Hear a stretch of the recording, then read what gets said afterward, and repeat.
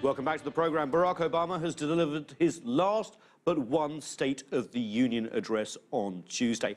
To discuss Obama's achievements and challenges regarding domestic policies, I'm joined by conservative commentator James Carafano from the Heritage Foundation and Christopher Hahn from New York. He's a liberal activist. Thank you so much, both of you, for joining us. Christopher, let's start with you in New York.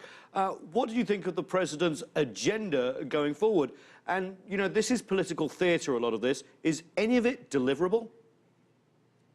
Look, I think that even conservatives want to see a rise in the middle-class economy.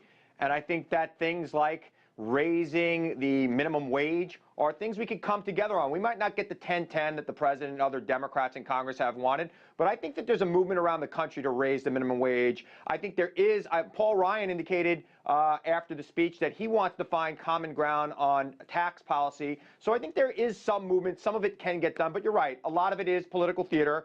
I think the president was very strong in what he said last night. I think it was the best I've seen him since he gave his speech in 2008 when he first became president of the United States. I was very impressed by the speech last night, and I can't wait to see what happens going forward. James Carafano, a middle-class agenda, childcare, more tax breaks for the middle class. Is this something Republicans can get on board in? Well, you know, I kind of in part agree with Chris. I do think that there are common agenda items that the president and Congress can work on, but I don't see those being framed in the speech very well. So, for example, a lot of the issues that he chose are not kind of agenda items. They're rather kind of typical things progressives and conservatives have been arguing about for a long time. So he's not going to get this delivered? Well, no, I mean, but there are issues where they can work together, but they weren't highlighted. So criminal justice reform is a really good example. There's a lot of conservatives that are very interested in criminal justice reform in the United States.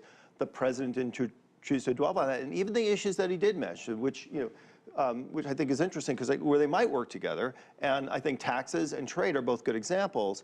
He didn't talk about trade in a way that was going to embrace conservatives. Conservatives like free trade, and they like liberalizing markets. And very little of what he had to say really emphasized on that. If you look at the tax issues, yeah, I mean, Paul Ryan said, let's do a tax deal. There's a lot of desire among conservatives to do a tax deal. But the kind of tax reforms that he emphasized that were ones that are, you know, things that conservatives have been arguing aren't the right path for a long, long time. Well, you know, if I could jump in here, look, I think a lot of liberals have said, have criticized this president in the past for starting too far to the right when he addresses these proposals. I think a lot of progressives are very happy to see that the president started far to the left. And maybe we could come to a place in the middle, not to the center right, which is where I think a lot of Democrats and progressives in America think we have wound up since this president's been president with the Republicans in Congress. Yeah, well, I agree with you, Chris. I mean, this is a speech that really did start to the left, and in many ways was not a legislative agenda. In many ways, it was kind of, hey, here, if I was running in 2016, this would be the progressive agenda that I would put out there. So I think you're right. It's the kind of speech that a lot of progressives in the United States will be very, very pleased with.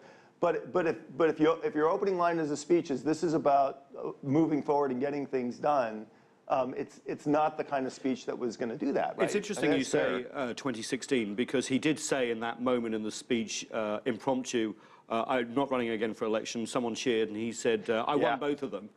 Is this setting up the next presidential candidate on the Democratic side, potentially Hillary Clinton? Yeah, I mean, I would think so. I mean, well, I mean, I think part of any president would see as his legacy is he wants to see the things that he's done carry forward. So obviously, I think in your last two State of the Union address, you would like to see the kinds of things that you would like your party and people that support you to kind of carry on. So yeah, I mean, he'd be foolish not to promote that. Christopher, you think that it was a setup for? Yeah, I agree fully. I think that 2016 is on the mind of everybody in Congress right now, everybody who follows politics in the United States. I think that this is his last State of the Union where he will have the stage to himself. In his next State of the Union, all the presidential campaigns will be far underway. We might even have a primary by then.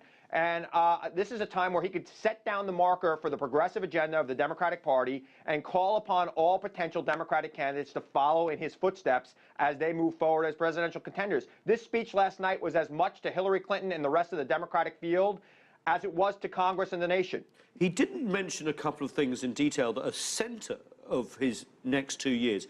Immigration, for example, was not gone into detail. Is there any chance, given the executive orders that he's given on immigration, that there can be some sort of deal worked out? Chris first. Yeah, I think that Republicans, especially Republicans who are going to seek the presidency, need to find common ground and make a deal on immigration.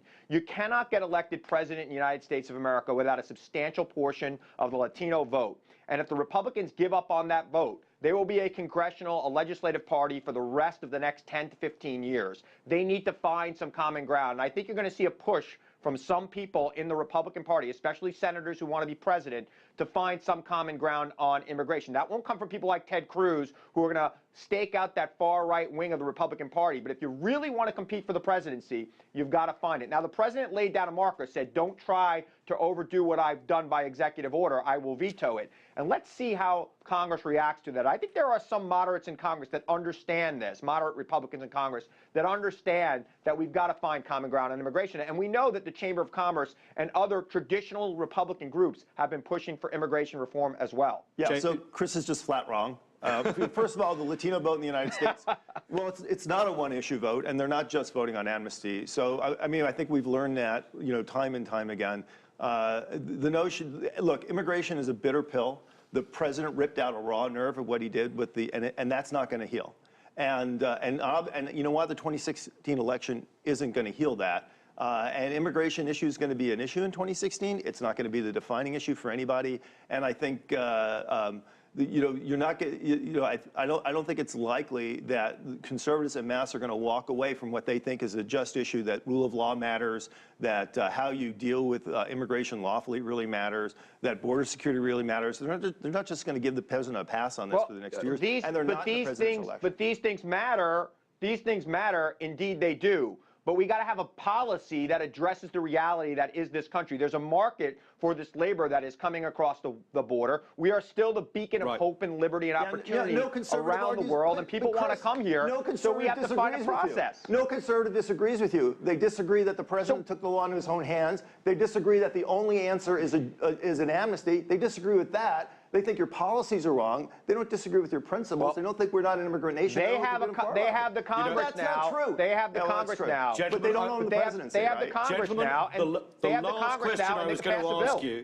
Because the last question I was going to ask you is, do you think there could be a consensus between Democrat and Republican in these last 2 years, or conflict? We've just seen on set with you two. Well, there'll be consensus on some issues, and there'll be, fisticuffs on others, right? Well, I agree.